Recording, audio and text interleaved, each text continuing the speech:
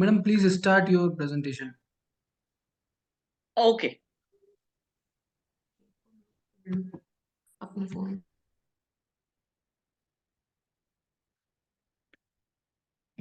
All right. Can you hear me clearly? Ma'am, you can start. Okay, and can you see my screen when I'm Yes, yes, sharing my yes. presentation? Great. Yes. Good morning, everyone. My name is Anita Korde. I'm an Indologist from Mumbai. And today I'm going to speak about Pitha to Kalasha, journey of the manifested to the unmanifested. To attain moksha, which means freedom from the illusionary world into which a person is recurringly born, is an ultimate goal of a Hindu. A Hindu temple, through its sacred and mathematically correct architectural design, functions as a place of transcendence where man progresses from the world of illusions to the world of ultimate truth, where we transcend from human consciousness to divine consciousness. Moksha is a long, arduous journey of many stages, and it involves progression upwards through various stages of consciousness. Temple architecture, also through its various layers, both internally and externally, takes the devotees from sthul to sukshma to para, which is from the gross to subtle to causal. The causal or the para, the ultimate reality, is when the human consciousness resolves into divine consciousness. Therefore, every element of the temple architecture has a physical presence with a symbolic meaning behind it.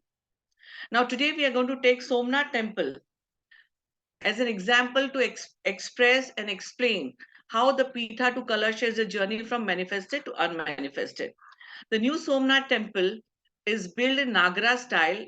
The construction started in 1950, and it is built in Mahameru. It is called as Kailash Mahameru Prasad. It's built in Nagara style. It's located on the banks of Arabian Sea at Prabhas Patan, Gujarat. Now, the the temple is called Kailash Mahameru Prasad because Kailash is the abode of Lord Shiva. Meru is considered to be the axis of the world, and Prasada means the pillars. Somnath temple is a Sandhar Prasad, which means the Pradakshina path is provided around the Garbhagruha, which is square in shape. The temple has two mandapas, Sabha Mandapa, which is 72 pillared hall, which is a closed hall, and Nritam Mandapa, which is 72 pillared open hall. Now it is advised that the devotees does the pradakshina of the temple from the outside first, and then enter the temple to take the darshan of the deity in the Garbhagruha.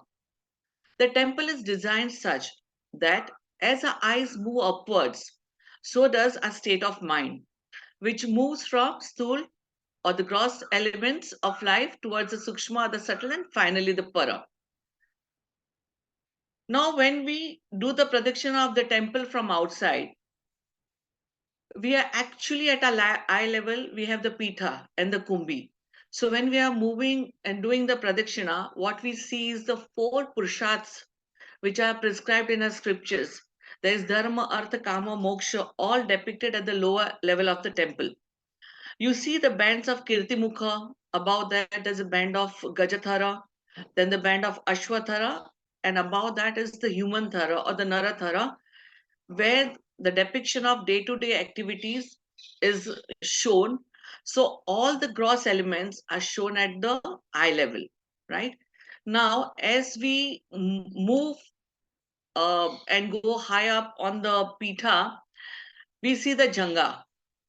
The Janga is the place where the explosion of the images take place. Now, as we go higher on the vertical planes, like Janga, we meet minor deities like Ashadikpalas, Vyalas, and above that, the major deities like Lord Shiva, his various forms, Lord Vishnu, his various incarnations, Lord Brahma, and Devis and her various forms. We also find Apsaras and Tapas. Now, Lord Mahadev's various qualities are reflected in the panels found about the entrance and the exits of all the three floors in the temple. As we do pradakshina, we see deities after deities unfolding in front of our eyes in the various postures through the ayud and their hand mudras. We find some of them have Ugra or the terrific forms, some of them have a Soumya root. Now, if you look at the Soumya deities, you will see that they are always showing the Varada Mudra and Abhay Mudra. Abhay Mudra is be fearless, I'm there with you. And the Varada Mudra is that I'll bestow any boon that you ask from me. Now, when you look at the Ugra Murtis, you realize that the Ugra Murtis are saying that be fearless, whatever will harm you, मैं उसका संहार कर दूंगा, I will destroy that. Right now, as we do the pradikshina, we contemplate, our mind starts looking at the symbolic behind meaning behind each and every deity, and slowly and steadily our mind levitates from the sthul to sukshma aspect of Parabrahman, right? So we realize as we move around that all these deities are nothing but one unmanifested reality manifested as Somnath Mahadev Linga in the Garbhagruha. Now the movement upwards is both visual and symbolic. Now our eyes are directed to the Shikhara, due to which the temple gets the shape of a mountain. At the top of the Shikhara is the Skanpatti or the band with the celestial couples or the Gandharvas dancing and playing music with Apsaras. Various Ratikas with images of Lord Shiva, Lord Brahma, and Lord Vishnu with the Shaktis are found on the Shikhara. We also find the Ashtadikpalas on the Shikhara. They're the guardians of the eight directions. The presence of the gods and goddesses show that this region is the celestial region where the gods reside. Slowly but steadily, our mind is levitated from sthul to sukshma aspect of the Parabrahman. The Shikhara of the temple is kept with Amlaka. Amrasara means pure essence. The celestial world is uncorrupt and pure in its essence. It is the architectural symbol of the celestial world. Now our mind is in sukshma para, a subtle causal state, wherein we perceive the reality which is beyond perception. Kalasha tops the Amlaka as a summit of the temple, and it symbolizes the absolute and the timeless principle beyond repetition and relativity, and is intended as a reminder of the ultimate goal of the journey that the devotee undertakes. Lord Shiva is worshipped in the Linga form. Its presence in the temple represents the Brahman's personal, that is the Saguna, with form aspect of the reality. On the other hand, the Kalasha on the temple is not in the shape of any person, but it represents the attributeless Nirguna, that is without form aspect of reality. Hindu imagery helps the devotee's ascent along the axis as we progress towards the enlightenment, that is moksha mukti, the ultimate goal. Moksha is to be one with the ultimate reality. The Kalasha, when approaching the temple, we see the Kalasha on the top of the temple, and as we enter the temple, we worship the personal form of the Lord inside the Garbhagruha. We see the highest goal we want to attain, that is the formless Nirguna Brahmana. But to reach there, we must go through the practice of worshipping the Saguna form of the Lord. We can reach the highest formless God through worshipping the Lord with the form, that is, with the attributes. The Kalasha, the final finial, represents the ultimate reality, the Parabrahman, the omnipresent, the omniscient, and the omnipotent God.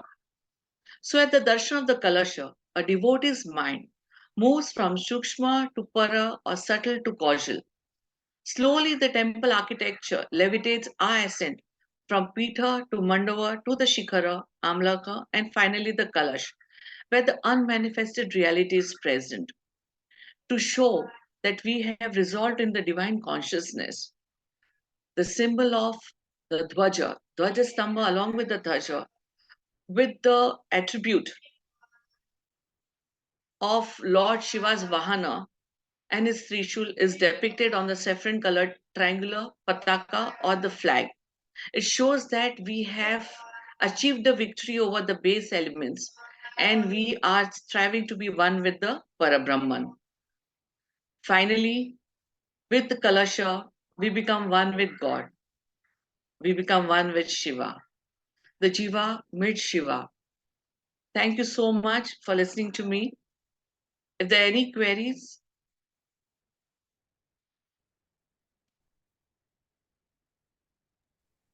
Hello ma'am. Hello.